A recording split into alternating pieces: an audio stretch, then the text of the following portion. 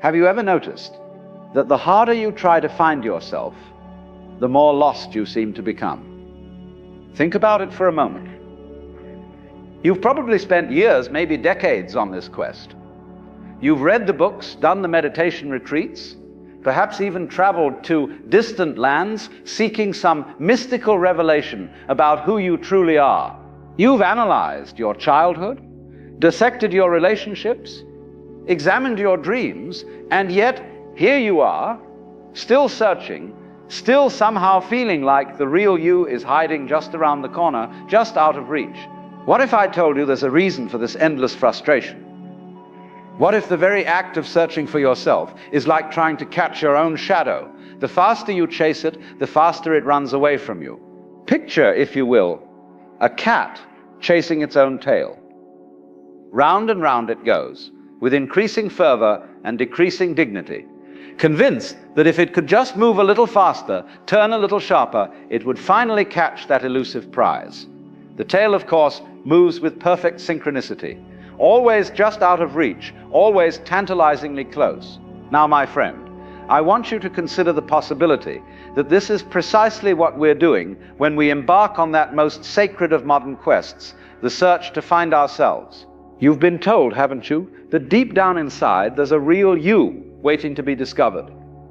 That if you could just dig deep enough, meditate long enough, analyze thoroughly enough, you would finally unearth this precious gem of authentic selfhood that has been buried beneath years of conditioning and social programming. But what if I told you that this entire enterprise is not just futile, but magnificently, beautifully, cosmically absurd? What if the very one doing the searching is the very thing that cannot be found? What if in our desperate attempt to locate ourselves, we're engaging in the most elaborate game of hide and seek ever devised, a game where the seeker and the sought are one and the same? Let me share with you a rather startling observation. You cannot bite your own teeth. Go ahead, try it. I'll wait. You see, the teeth cannot turn upon themselves any more than a knife can cut itself or an eye can see itself without a mirror. And yet, this is precisely what we attempt when we try to capture our own essence, to pin down our identity like a butterfly in a collector's case. The mind, that wonderful instrument of consciousness, has a peculiar limitation. It can examine almost anything in the universe, from the dance of subatomic particles to the wheeling of galaxies. But the one thing it cannot directly observe is itself in the act of observing. It's like trying to illuminate a room with a flashlight while simultaneously examining the flashlight's beam. The moment you turn the light on, the source of illumination, you've changed the very thing you're trying to observe.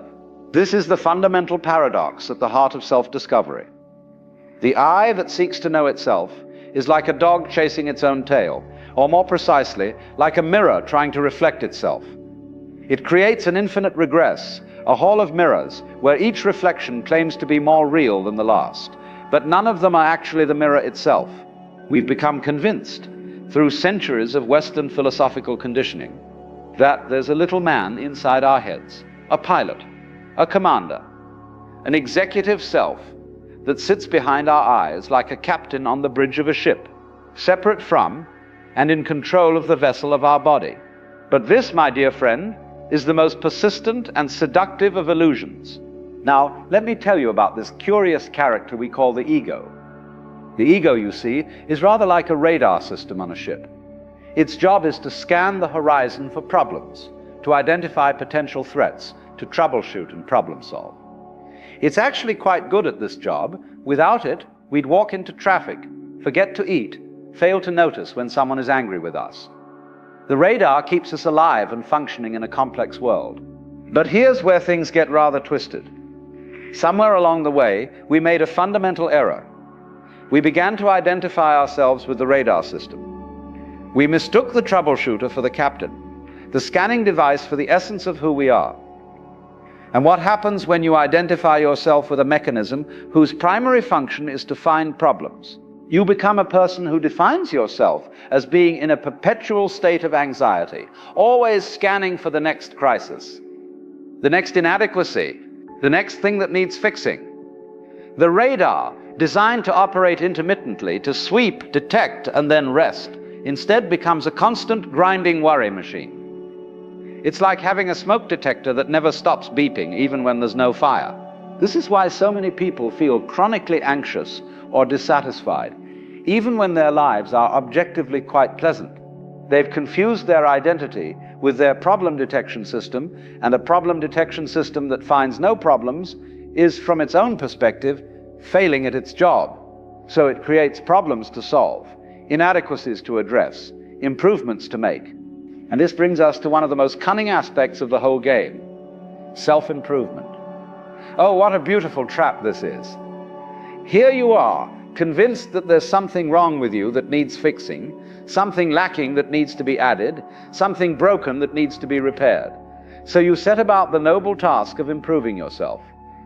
But notice the exquisite circularity here. The very you that's going to do the improving is precisely the you that supposedly needs improving. It's like asking a broken compass to navigate to the repair shop, or expecting a dirty window to clean itself. The reformer and the reformed are the same entity, which means the whole enterprise is rather like trying to lift yourself off the ground by pulling on your own shoelaces. You see, every act of self-improvement contains within it the implicit assumption that you are currently not good enough. The very effort to become better is a continuous affirmation of your present inadequacy. The person who strives for happiness is by that very striving confirming their current unhappiness. The person who works to overcome their selfishness is, through that very effort, making their self the center of their universe. It's a wonderfully clever trap. And the more sincere your efforts, the more thoroughly trapped you become. You read books about finding your authentic self, and this creates yet another layer of inauthenticity, the person who's trying to be authentic. You meditate to achieve inner peace, and this creates the meditator who's seeking something they don't have. You practice gratitude to overcome negativity, and this creates someone who's working to manufacture appreciation. Each solution becomes a new problem. Each answer generates new questions, and the whole magnificent edifice of self-development keeps building higher and higher into the sky, like a Tower of Babel reaching toward a heaven that doesn't exist in the way we imagine it. Now, let me share with you a rather extraordinary way of looking at this whole situation. Suppose, just for a moment, that what we call existence, or the universe, or God, or the Tao, or whatever name you prefer, for the fundamental reality of things, suppose this is playing an elaborate game of hide and seek with itself. Picture, if you will, the ultimate consciousness, the ground of all being, becoming so skilled at this game that it actually manages to hide from itself completely. It divides itself into billions upon billions of apparently separate beings, each convinced they are isolated individuals in a vast, often hostile universe. Each fragment believes it has been somehow thrown into existence without its consent, that it must struggle to survive and find meaning in what appears to be a random, chaotic world. But here's the twist. The very sense of being lost, the very feeling of separation and inadequacy is part of the game. The cosmic consciousness has hidden so thoroughly that it has actually convinced itself through us that it really is lost. We are the universe playing peekaboo with itself, and we've become so good at hiding that we've forgotten we're playing. The search for the true self is the universe's way of starting to seek itself. Like someone who's been hiding in a closet for so long, they begin to wonder if there's a world outside. The spiritual quest, the psychological journey, the philosophical inquiry, all of these are the cosmos beginning to turn around and look for itself. But here's what's so beautifully absurd about it. What you are, fundamentally deep down, far in, is the very fabric and structure of existence itself. You are not in the universe like a raisin in a pudding. You are the universe expressing itself temporarily as a human being, just as the ocean expresses itself as waves, or a tree expresses itself as leaves. So what does this mean for our daily lives? Does this mean we should abandon all effort, stop caring about anything, become passive lumps of flesh, waiting for enlightenment to strike us like lightning? Not at all. But it does suggest a radically different way of approaching the whole business of living. Instead of trying to find yourself, What if you simply stopped looking? Instead of working to improve yourself, what if you began to accept what you are? I don't mean passive resignation or giving up on growth and change. I mean something far more subtle and paradoxical. When you stop trying to capture your identity, you discover that you're free to be flexible, to change, to experiment, to play with different ways of being without feeling like you're betraying some essential truth about yourself. When you stop insisting that you must be a particular type of person, you become free to respond spontaneously to whatever life brings your way. It's rather like learning to swim. When you first get in the water, your natural instinct is to tense up, to try to control your relationship with this foreign element by force and will. But the water doesn't respond to force. If you grab onto it, you sink. If you fight it, you drown. The secret of swimming is learning to trust the water, to relax into it, to let it support you. To have faith is to trust yourself to the water. When you swim, you don't grab hold of the water, because if you do, you will sink and drown. Instead, you relax and float. Life is very much like water in this respect. The more we try to grasp it, to control it, to force it into the shapes we think it should take, the more likely we are to find ourselves struggling and exhausted. But when we learn to work with the natural flow of things, when we stop fighting the current and learn to navigate by going with it rather than against it, we discover a kind of effortless effectiveness. Now, I want to suggest to you that what we call personality, or character, or self, is much more like a dance than a thing, more like a river than a rock, more like music than a sculpture. A dance doesn't exist anywhere except in the dancing. A river is not the water that was in it yesterday or will be in it tomorrow, but the dynamic pattern of flow itself. Music isn't any particular note or chord, but the relationships between sounds unfolding in time. Similarly, what you are is not some fixed entity that needs to be discovered and polished and improved. You are a process, a happening, a continuous improvisation in the grand symphony of existence. You are the way the universe is expressing itself right here, right now, through the particular combination of genetics, experiences, thoughts, and circumstances that seem to cluster around the pronoun I. This is why trying to pin down your true self is like trying to capture the wind in a jar, or like asking what color Wednesday is, or wondering where your lap goes when you stand up. The question itself is based on a fundamental misunderstanding of what kind of phenomenon we're dealing with. You don't have a self that you need to discover. You are a selfing, if I may coin a verb. You are the activity of being conscious, the process of experiencing, the dance of awareness as it encounters moment after moment of existence. And like any dance, it's most beautiful when it's not self-conscious, when it flows naturally and spontaneously from the music of the moment. One of the most liberating realizations you can have is that you don't need to know who you are in order to live a rich, full, meaningful life. In fact, the insistence on knowing who you are may be precisely what prevents you from living such a life.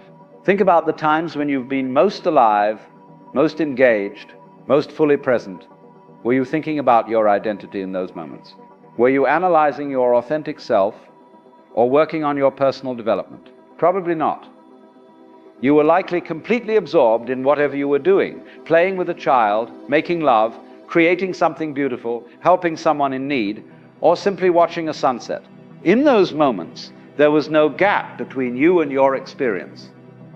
There was no observer standing apart from the observed, no seeker separate from what was being sought.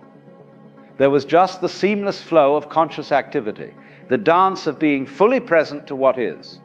This is what the Zen masters mean when they talk about no mind, or what the Taoists call wu wei, action that arises naturally from the situation without the interference of the controlling ego. It's not that the mind disappears, but that it stops trying to be in charge of everything and instead becomes a clear, responsive instrument of awareness.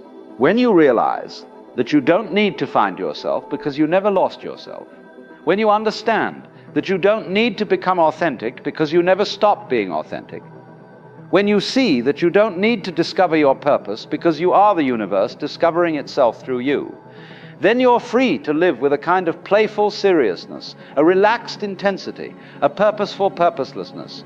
Here's another way to look at this whole business. Other people are mirrors in which you can see aspects of yourself, but no single mirror, and certainly not the collection of all mirrors, can show you your complete face. Each person you meet reflects back to you certain qualities, certain possibilities, certain aspects of the infinite potential that you are. But if you try to construct your identity from these reflections, you end up with a kind of patchwork self, a Frankenstein monster stitched together from other people's opinions and observations. The paradox is that the more you try to see yourself clearly, the more distorted the image becomes. It's like trying to examine your own face by getting closer and closer to a mirror. At a certain point, all you can see is your nose, and you might conclude that you are nothing but nostril. Step back, and you can see your whole face, but you miss the intimate details. Step back further, and you become a tiny figure in a vast reflected landscape. The appropriate distance for self-reflection is not a fixed measurement, but a dynamic responsiveness. Sometimes you need to zoom in and pay attention to the details of your thoughts and feelings. Sometimes you need to zoom out and see yourself as part of the larger patterns of family, society, and cosmos. But always, always, you need to remember that the reflection is not the thing being reflected. You are not your thoughts about yourself. You are not other people's opinions of you. You are not your roles, your achievements, your failures, or your potential. You are the awareness in which all of these appear and disappear, the space in which the drama of personality plays itself out. When you really understand that the search for the real you is a magnificent cosmic joke, you become free to play with identity rather than being trapped by it. You can try on different ways of being like an actor, trying on costumes, knowing that no single costume is who you really are, but also knowing that each costume reveals something interesting about the infinite theatrical potential of consciousness. You can be passionate about your work without believing that your work defines you. You can love deeply without thinking that your relationships complete you. You can have opinions without being opinionated, preferences without being attached, goals without being driven. This doesn't make you wishy-washy or uncommitted.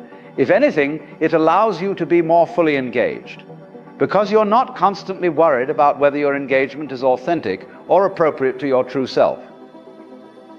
You can throw yourself wholeheartedly into whatever you're doing because you understand that wholehearted engagement is your true self, regardless of the particular content of what you're engaged with. It's like the difference between an actor who's so worried about whether they're playing the role correctly that they can't actually inhabit the character, and an actor who understands that complete commitment to the role, even while knowing it's a role, is what creates great theater. Now, you might be wondering, if the search for the true self is hopeless, does that mean there's no point in spiritual practice, therapy, meditation, or any form of inner work? Not at all. But it does mean approaching these activities with a very different attitude. Instead of using meditation to find yourself, you can use it to lose yourself, to dissolve the rigid boundaries between observer and observed, to rest in the pure awareness that's always already here. Instead of using therapy to fix yourself, you can use it to understand how the story of needing to be fixed gets constructed and maintained. Instead of using spiritual practice to become enlightened, you can use it to realize that you never stop being the light of consciousness itself. The pathless path is the recognition that you're already where you're trying to go. The journey of awakening is not about getting somewhere else, but about recognizing where you've always been. It's not about becoming something different, but about seeing through the illusion that you're something fixed that could become different. This is why the great Zen master Huang Po said, "Your everyday mind, that is the way." The ordinary consciousness that's reading these words right now, the awareness that's considering these ideas, the experience of being present to this moment, this is already the enlightenment you're seeking. There's nowhere else to go and nothing else to find. But, and this is crucial, this recognition doesn't come as a result of seeking. It comes as the natural consequence of understanding why seeking is unnecessary. It's not an achievement, but a relaxation, not an acquisition, but a release, not a becoming, but a simple being. So, how does this understanding translate into daily life? How do you live when you've seen through the myth of the solid self that needs to be discovered and improved? You live more lightly, more playfully, more responsively. You take your personality less seriously while taking your humanity more seriously. You might still have preferences, but you hold them lightly. You might still have goals, but you pursue them without desperation. You might still face challenges, but you meet them without the added burden of thinking that your response to them defines your worth as a person. When someone asks you who you are, you might find yourself smiling and saying something like, "I'm whoever I need to be in this moment," or "I'm the universe having a human experience," or simply, "I'm here." You realize that the question itself comes from the same misunderstanding that created the problem in the first place. You begin to see that asking, "Who am I?" is like asking, "What color is music?" or "How much does Wednesday weigh?" These aren't deep philosophical questions. They're category errors, attempts to apply the wrong kind of measurement to the wrong kind of phenomenon. Instead of "Who am I?" you might find yourself asking more practical questions. What wants to happen here? How can I be helpful in this situation? What would love do? These questions don't require you to consult some inner oracle of authentic selfhood. They invite you to be present and responsive to what's actually happening right now. There's something wonderfully humorous about all of this, isn't there? Here we are, consciousness looking for consciousness, awareness trying to be aware of awareness, the universe playing an elaborate game of hide and seek with itself, and then writing philosophy papers about how hard it is to find what was never lost. It's like spending years searching for your glasses while they're sitting on top of your head, or like a fish that's dying of thirst because it's looking everywhere for water except in the ocean. It's swimming in. The cosmic joke is that what you're seeking is what's doing the seeking. But here's the beautiful thing about jokes. The laughter comes not when you figure out the punchline through analysis, but when you suddenly get it in a flash of recognition. And once you've laughed, really laughed, at the absurdity of trying to find what was never lost, you can never quite take the search seriously again. This doesn't mean you become cynical or nihilistic. If anything, you become more appreciative of the incredible creativity and artistry involved in the cosmic game. You begin to marvel at the universe's capacity to hide from itself so thoroughly, to create such convincing illusions of separation and inadequacy, to generate such elaborate dramas of seeking and finding. You start to appreciate your own role in this grand performance. You see that your confusion, your seeking, your dissatisfaction, even your sense of being lost, all of this is part of the beautiful complexity of consciousness exploring its own infinite potential. And so, my friend, I invite you to consider the possibility of stopping.